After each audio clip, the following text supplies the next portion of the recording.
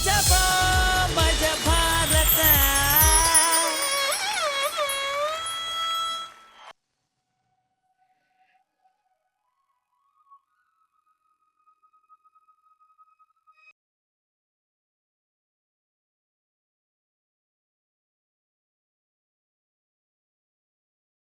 ಮಜಬಾ ಮಜ ಭಾರತ ಮಜಬಾ ಮಜ ಭಾರತ ಮಜಾ ಭಾರತ ಸೂಪರ್ ಪ್ರೋಗ್ರಾಮ್. ಈ ಪ್ರೋಗ್ರಾಮ್ ನೋಡ್ಬಿಟ್ರೆ ಮನ್ಸಲ್ಲಿದ್ದದ್ ಎಲ್ಲ ಟೆನ್ಷನ್ ಮಾಯ. ಅಯ್ಯೋ ಅಡ್ವರ್ಟೈಸ್ ಬಂತಲ್ಲ. ಮನೆಗಳ ಮೇಲೆ ಐಟಿ ದಾಳಿ ನಡೆದಿದೆ. ದಾಳಿಯ ಬಗ್ಗೆ ಮಾಹಿತಿ ಪಡೆಯೋಣ. ನಮ್ಮ ಪ್ರತಿನಿಧಿ ಜಯಶಂಕರ್ ಈಗ ದೂರವಾಣಿ ಸಂಪರ್ಕದಲ್ಲಿದ್ದಾರೆ. ಜಯಶಂಕರ್, ದಾಳಿ ಯಾವಾಗ ನಡೀತು, ಯಾರ್ಯಾರ ನಿವಾಸಗಳ ಮೇಲೆ ದಾಳಿ ನಡೆದಿದೆ, ಏನೇನ್ ಮಾಹಿತಿ ಕಲೆ ಹಾಕ್ತಿದ್ದಾರೆ? ಇವತ್ತು ಬೆಳಗ್ಗೆ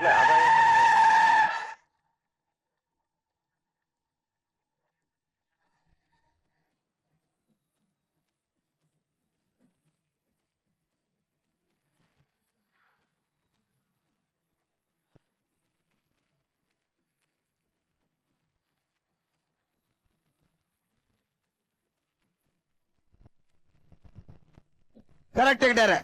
ನೀವ್ ಹೇಳಿದ ಸ್ಪಾಟ್ಗೆ ಬಂದಿದ್ದೇವೆ. ಹೌದು, ಕೆಲಸ ಆದ್ಮೇಲೆ ಫೋನ್ ಮಾಡ್ತೀನಿ.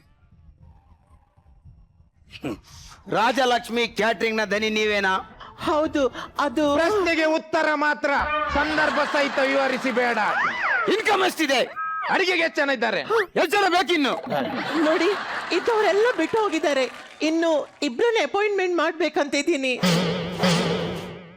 ನೋಡಿ ಸರ್, ಸತ್ಯ ಹೇಳ್ತೀನಿ, ಇದರಲ್ಲಿ ನನ್ನ ಯಾವ ಅವ್ಯವಹಾರನೂ ಇಲ್ಲ. ಈ ಎಲ್ಲ ಪ್ರಾಪರ್ಟಿ ನಾನೇ ಖುದ್ದಾಗಿ ದುಡ್ದು ಸ್ವಂತದಲ್ಲಿ ಮಾಡಿದ್ದು. ನಾನು ಸತ್ಯ ಹೇಳ್ತೀನಿ. ಹಾ, ಇವರೆಲ್ಲಿ ಹೋದ್ರು? ನಾವ್ ಇಲ್ಲಿದ್ದೇವೆ ಮೇಡಮ್. ಇವತ್ತು ಬೆಳಿಗ್ಗೆ ಪೇಪರ್ ಅಲ್ಲಿ ಹಾಕಿದಿರಲ್ಲ ಅಡಿಗೆ ಭಟ್ರು ಬೇಕಂತ, ಅದಕ್ಕೆ ನಾವು ಕೆಲಸ ಹುಡ್ಕೊಂಡು ಬಂದದ್ ಮೇಡಮ್. ನೀವು ಕೆಲ್ಸಕ್ಕೆ ಜನ ಇಟ್ರಿ ಅಂತ ಹೇಳಿದ ಮೇಲೆ ಕಾಲ್ ಬಿಡುದಿಲ್ಲ, ಇಲ್ಲದ್ರೆ ಬಿಡುದಿಲ್ಲ. ಸರಿ, ಎತ್ತೇಳಿ. ಏನು ಅಡುಗೆ ಕೆಲ್ಸಕ್ಕೆ ಅಂತ ಬಂದಿದ್ದೀರಾ? ಅದನ್ನು ಇಷ್ಟು ಪಾಶ್ ಅಲ್ಲಿ? ಅಂದ್ರೆ ನಾವು ಮೊದಲು ಲೋಕಲ್ ಡ್ರೆಸ್ ಹಾಕೊಂಡು ಎಲ್ಲ ಹೋಟ್ಲಲ್ಲಿ ಕೆಲಸ ಕೇಳ್ಕೊಂಡು ಹೋಗ್ತಿದ್ವಿ. ನಮ್ಮ ಲೋಕಲ್ ಡ್ರೆಸ್ ನೋಡಿ ಯಾರು ಹೋಟ್ಲಿನ ಒಳಗೆ ಕೂಡ ಬಿಡ್ತಿರ್ಲಿಲ್ಲ. ಅದಕ್ಕೆ ಈ ಸರ್ತಿ ಬಾಡಿಗೆ ಅಂಗಡಿಗೆ ಹೋಗಿ ಸೂಟು ಬೂಟು ಕಾರ್ ಎಲ್ಲ ಇಟ್ಕೊಂಡು ಬಂದದ್ದು. ನಮ್ಮ ಪಾಶ್ ನೋಡಿ ರಪ್ಪ ನೀವು ಕೆಲಸ ಕೊಡ್ಲಿಲ್ವಾ? ಮತ್ತೆ ನಿಮ್ಮನ್ನ ನೋಡಿ, ಅಯ್ಯೋ ಹೆಗ್ಡೆ ಅವ್ರಂತ ಹೇಳಿದ್ರಿ, ಎಲ್ಲಿಯಾದ್ರೂ ಲೋಕ ಇರ್ತಾರಂತ ಹೆದ್ರಿ ಹೋದೆ ನಾನು. ಯಾವ ಹೆಗ್ಡೇರ್? ಅದು ಬಸ್ ಇದು ರಂಜನ್ ಹೆಗ್ಡೇರ್. ಅವರು ಬೆಳಿಗ್ಗೆ ಪೇಪರ್ ನೋಡಿ ಹೇಳಿದ್ರು ಇಲ್ಲಿ ಕೆಲಸಕ್ಕೆ ಜನ ಬೇಕಂತ. ನಾವೆಲ್ಲಿ ಪೇಪರ್ ನೋಡ್ತೇವೆ? ಅವರು ಹೇಳಿದ್ರು ನಾವು ಯಾವ ಲೋಕಾಯುಕ್ತರು, ನಾವು ಲೋಕಾಯುಕ್ತರು ನಾವು. ಸರಿ, ನಿಮ್ ಹೆಸರೇನು? ನನ್ನ ಹೆಸರು ಗಣೇಶ್ ಅಂತ. ಅವಂದು ಶಿವ. ಗಣೇಶರ ಅನಾಥರು ಅಲ್ಲ, ಶಿವಗೆ ಮನೆ ಉಂಟು. ಅಡುಗೆ ಕೆಲ್ಸಕ್ಕಂತ ಬಂದಿದ್ದೀರಾ? ಅಡುಗೆಲಿ ಏನ್ ಎಕ್ಸ್ಪೀರಿಯನ್ಸ್ ಇದೆ? ಈಗ ನಮ್ಗೆ ಏನು ಎಕ್ಸ್ಪೀರಿಯನ್ಸ್ ಇದೆ ಅಂತ ಕೇಳುದ ನೀವು? ಒಂದು ಮಿನಿಟ್. ಕಟ್ ಮಾಡುದು ನಾನು ಮಿನಿಟಿಗೆ 80 ನೀರುಳ್ಳಿ 90 ಬೆಳ್ಳುಳ್ಳಿ ಕಟ್ ಮಾಡಿ ಹಾಕ್ತೇನೆ. ನನ್ನ ಈ ಚಾಕುವಿನ ಕೈಚಳಕ ನಿಮ್ಗೆ ತೋರಿಸ್ಬೇಕಾ? ಅಲ್ಲಿ ಮೇಲೆ ಒಂದು ಗಂಡು ಸೊಳ್ಳೆ ಹಾರ್ತಾ ಉಂಟು. ಅದರದ್ದು ಈಗ ಏನು ಹಣೆ ಬರಾಗ್ತದೆ ನೋಡಿ.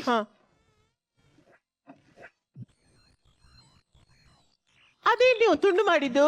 ಏನು ತುಂಡು ಮಾಡಿದ್ದು? ಆ ಗಂಡು ಸೊಳ್ಳೆ ಇನ್ನು ಜೀವಮಾನದಲ್ಲೇ ಅಪ್ಪ ಆಗುವ ಭಾಗ್ಯವನ್ನೇ ಕಳ್ಕೊಂಡಿದೆ.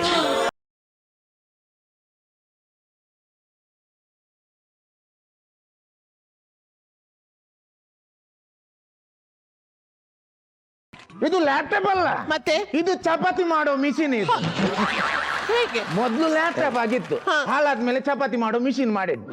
ಇದ್ರಲ್ಲಿ ಹಿಟ್ಟಿನ ಉಂಡೆ ಈಗ ಇಡುದು.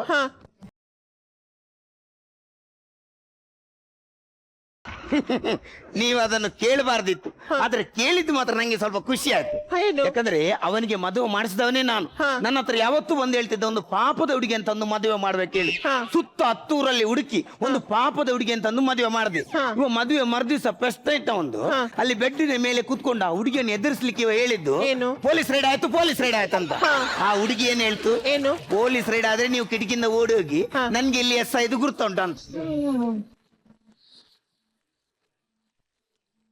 ಇವ ಅವಳಿಗೆ ಶಾಕ್ ಕೊಡ್ಲಿಕ್ಕೆ ಹೋಗಿ ಅವಳೇ 10,000 ವೋಲ್ಟಿನ ಕರೆಂಟ್ ಶಾಕ್ ಇವಳಿಗೆ ಕೊಟ್ಟ. ಇವಾಗ ನೋಡಿ ಕರೆಂಟ್ ಹೊಡೆದ ಕಾಗೆ ತರ ನಿಂತಿದ್ದಾನೆ. ಮೇಡಮ್, ಸರ್ ಎಲ್ಲಿದ್ದಾರೆ? ಯಾರು ಸರ್? ನಿಮ್ ಯಜಮಾನ್ರು. ಅಯ್ಯೋ, ನನ್ಗೆ ಇನ್ನೂ ಮದ್ವೆನೇ ಆಗಿಲ್ಲ.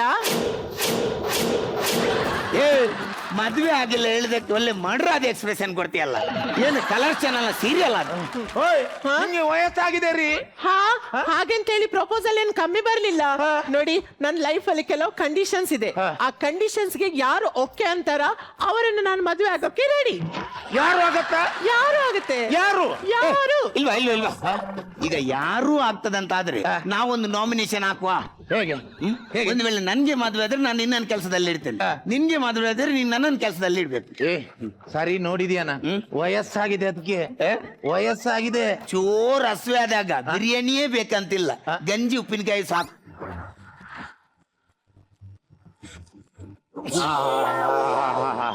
ಮೇಡಮ್ ಇಲ್ಲಿ ಬಳಿ, ನೀವೀಗ ಹೇಳಿದ್ರಲ್ಲ ಏನೇನು ಕಂಡೀಷನ್ ಇದೆ ಅಂತ ಹೇಳಿ, ನಮ್ಗೆ ಆಗುತ್ತಿಲ್ಲೋ ನಾವೊಂದು ಟ್ರೈ ಮಾಡ್ತೇವೆ.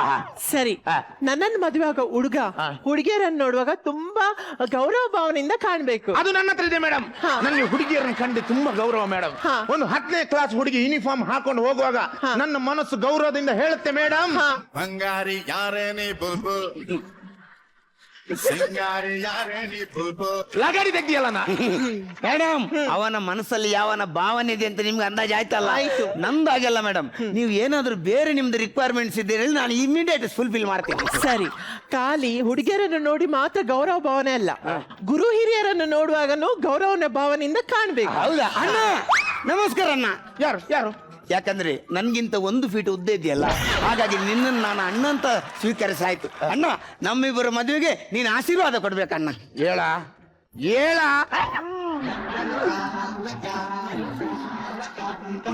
ಎಂತ ತಾಗಿದ? ಇನ್ನು ಮದುವೆ ಆದ್ರೆ ಮಕ್ಕಳಾಗೋದು ಕೂಡ ತಮಾಷೆನೇ ಅಲ್ಲ ಅದು.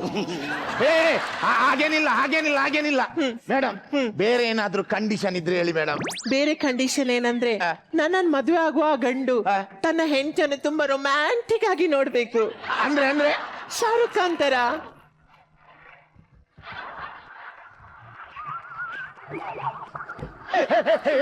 ಅಂತ ಶಾರುಖ್ ಖಾನ್ ಗಿಟಾರ್ ಬಾರಿಸಿದ್ದು ಅಲ್ಲ, ಶಾರುಖ್ ಖಾನ್ ಗಿಟಾರ್ ಬಾರಿಸುವಾಗ ನಾಲಗೆ ಹಾಕಿ ಹೊರಗೆ ಹಾಕುದ ಅವನು ಬಿಡಿ ಮೇಡಮ್. ನೀವೀಗ ಹೋಗಿ ಅಲ್ಲಿ ನಿಲ್ಲಿ, ನಾವು ಬಂದು ನಮ್ಮ ನಮ್ಮ ಭಾವನೆಯನ್ನು ನಾವು ಹೇಳ್ತೇವೆ. ನೀವು ಏನಂತ ನೀವು ಹೇಳ್ಬೇಕು. ಆಯ್ತು. ಆಯ್ತಾ? ಬಾ ಬಾ.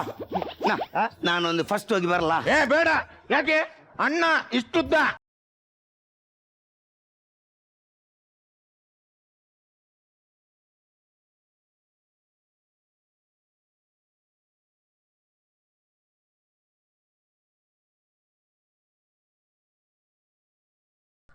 ಮೇಡಮ್, ನನ್ಗೆ ನಿಮ್ಮ ಹತ್ರ ಒಂದು ಮುಖ್ಯವಾದ ವಿಷಯ ಮಾತಾಡ್ಬೇಕು ಮೇಡಮ್.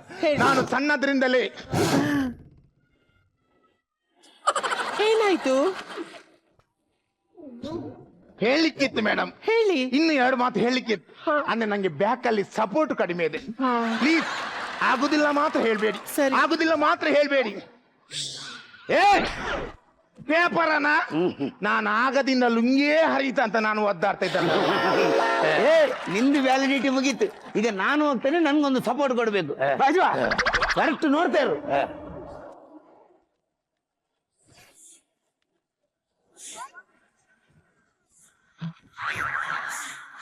ಗೀಟ್ ಎಳೆದಾಗೋಗಿದೆ, ವೃತ್ತ ಬರದಾಗೋಗಿದೆ. ಆ ವೃತ್ತದಲ್ಲಿರೋದೆಲ್ಲ ಡೈಲಾಗ್ ಸಾಕು, ಮೊದಲು ಮಾತಾಡೋಳ ಹತ್ರ.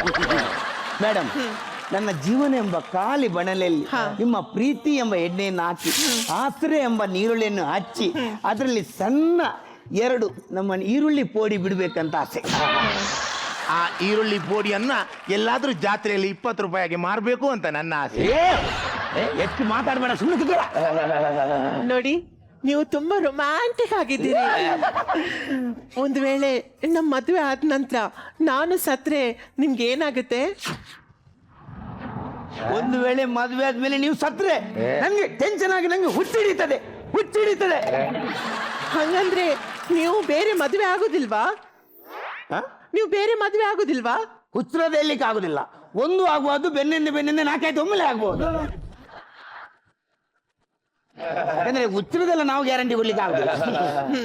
ಸರಿ, ನಾನು ಇಷ್ಟರ ತನಕ ಎಲ್ಲ ಹೇಳಿದ ಕಂಡೀಷನ್ ಇದ್ ಮದುವೆ ಮೊದ್ಲಿದ್ದು. ಇನ್ನು ಹೇಳುದು ಮದುವೆ ನಂತರದ್ದು.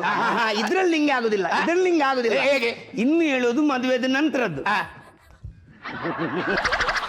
ಏ ಅದಲ್ಲ ಅದಲ್ಲ ಅದಲ್ಲ ಬೇರೆ ಬೇರೆ ಮೇಡಮ್ ಎಂತ ಅಂತ ಹೇಳಿ ಮೇಡಮ್. ಏನಂದ್ರೆ ನನ್ನನ್ನು ಮದುವೆ ಆಗುವ ಗಂಡಿನ ಹತ್ರ ತುಂಬಾ ಆಸ್ತಿ ಅಂತಸ್ತಿನ ಜೊತೆಗೆ ಅವನಿಗೆ ಸ್ವಲ್ಪ ಎಜುಕೇಶನ್ ಬೇಕು. ಯಾಕಂದ್ರೆ ನಮ್ಗೆ ನಾಳೆ ಮಕ್ಕಳಾದ್ಮೇಲೆ ಅವ್ರಿಗೆ ಅಟ್ಲೀಸ್ಟ್ ಟ್ಯೂಷನ್ ಆದ್ರೂ ಕೊಡ್ಲಿಕ್ಕೆ ಗೊತ್ತಿರ್ಬೇಕು. ಮೇಡಮ್ ಈಗ ಟ್ಯೂಷನ್ ಕೊಡ್ಲಿಕ್ಕೆ ಎಜುಕೇಶನ್ ಬೇಕು ಹೇಳುದಾ? ಅಷ್ಟು ಸಾಮಾನ್ಯ ಜ್ಞಾನ ನಮ್ಗೆ ಇದೆ. ನೀವು ನಮ್ಮನ್ನು ಚೆಕ್ ಮಾಡಿ ಓಕೆ ಅಂದ್ರೆ ತಗೊಳ್ಬಹುದು ಯಾರನ್ನಾದ್ರೂ ಒಬ್ಬರನ್ನು. ಈಗ ನಾನು ಕನ್ನಡ ಶಾಸ್ತ್ರ ಕಲಿಸ್ತೇನೆ. ನಂದು ಸಮಾಜಶಾಸ್ತ್ರ. ಮೇಡಮ್ ಸಮಾಜದಲ್ಲಿ ಏನಾದ್ರೂ ಡೌಟ್ ಇದ್ರೆ ಕೇಳಿ. ಕೇಳಿ.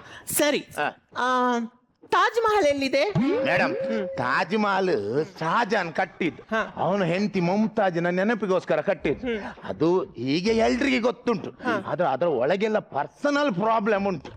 ಅದು ಯಾರಿಗೆ ಗೊತ್ತಿಲ್ಲ, ಅದು ನಮ್ಗೆ ಮಾತ್ರ ಗೊತ್ತು. ಈಗ ಶಹಜಾನ್ ಫೌಂಡೇಶನ್ ಎಲ್ಲ ಹಾಕಿದ. ಫೌಂಡೇಶನ್ ಆಗಿ ಗೋಡೆ ಆಗುವಾಗ ಶಹಜಾನ್ಗೆ ಫಂಡ್ ಕಡಿಮೆ ಆಯ್ತು, ಫೈನಾನ್ಸ್ ಸ್ವಲ್ಪ ಶಾರ್ಟ್ ಆಯ್ತು. ಆಗ ಸೀದಾ ನಾವು ಎಸ್ ನಾರಾಯಣ್ ಸರ್ ಇದ್ದಲ್ಲಿಗೆ ಹೋದ.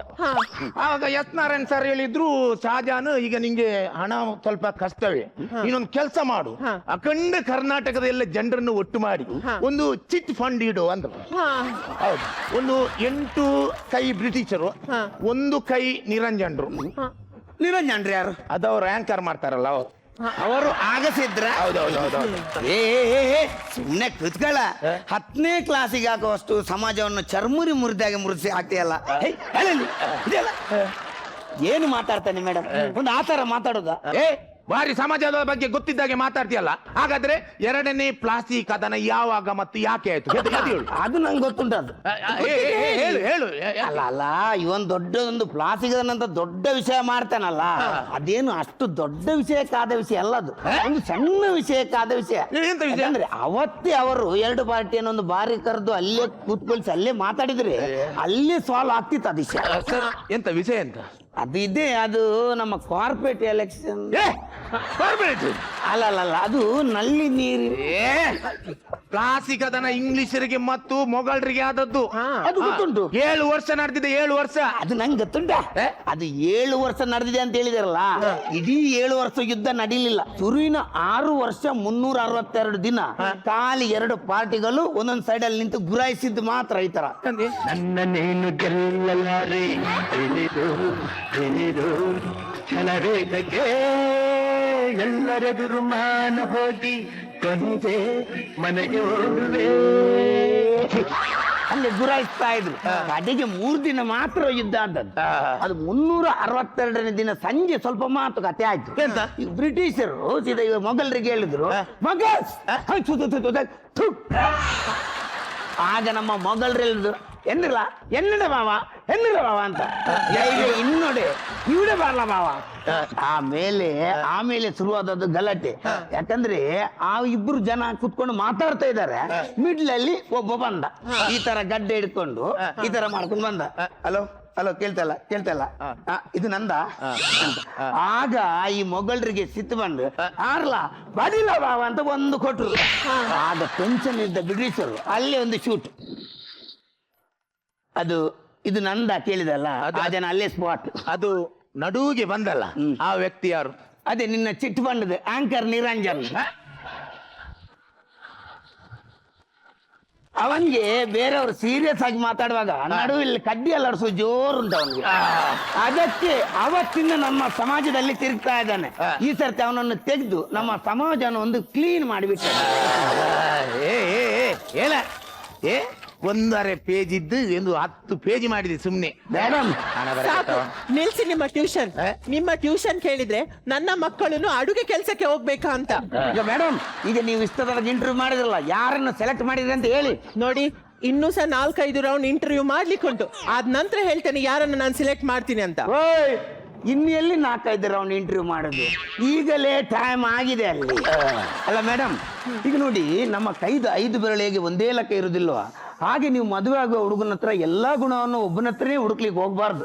ನೀವೊಂದು ಕೆಲಸ ಮಾಡ್ಬೋದು, ಅವನ ಹತ್ರ ಕಾಸು ಬಂಗಾರ ಇರುವುದನ್ನು ಹುಡುಕುವ ಬದಲು ಅವನ ಹತ್ರ ಚಿನ್ನದಂತ ಮನಸ್ಸಿರುವವನನ್ನು ಹುಡುಕಿ, ಆಗ ನಿಮ್ಮ ಬಾಳು ಬಂಗಾರ ಆಗ್ತದೆ. ಮತ್ತೊಂದು ವಿಷಯ, ಈ ಹೆಂಗ್ಸು ಹೇಳುದು ಕೂಡ ಕರೆಕ್ಟ್. ಹೇಗೆ? ನಾವು ಮದುವೆ ಆಗುವಾಗ ಮತ್ತೆ ಮೊಬೈಲ್ ತಗೊಳ್ಳುವಾಗ ಯಾವತ್ತು ಅವಸರ ಮಾಡಬಾರ್ದು. ನಾವು ಮದುವೆ ಆಗುವಾಗ ಮತ್ತು ಮೊಬೈಲ್ ತಗೊಳ್ಳುವಾಗ ಯಾವತ್ತು ಅವಸರ ಮಾಡಬಾರ್ದು. ಅದ್ಯಾಕೆ? ಯಾಕಂದ್ರೆ 2ರಲ್ಲೂ ಹೊಸ ಮಾಡಲ್ ಬರ್ತಾನೇ ಇರುತ್ತೆ.